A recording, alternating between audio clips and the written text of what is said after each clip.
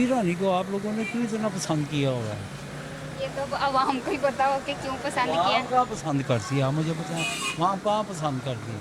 आप सुनते हैं ना कितनी गालियाँ पड़ती हैं उन्हें, कितना बुरा भला हाँ, कहा कोई जाता है। बुरा भी कहते हैं, कोई अच्छा भी कहते हैं ऐसे उसको। ही है ना वो, उसमें अच्छाई क्या है?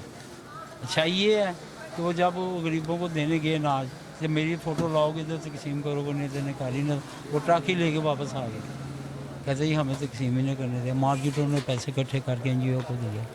ये तो हालात है मुल्क के। इनका बात चल रही, मेरी बेटी डॉक्टर गुर्दों का वो लेते नहीं है एक्सरे, उसमें मरियम नवाज की फ़ोटो है। कहते ये बताएं कि एक स्लिप इतनी निकलती है पापा, वो 100 रुपये की नहीं पड़ती, ये हज़ारों रुपये में पड़ती है। क्या कि मेरी फ़ोटो आ जाए कि गुर्दों के साथ मैं हूँ, हर आपके गुर्दों के साथ भी उसकी फ़ोटो आएगी।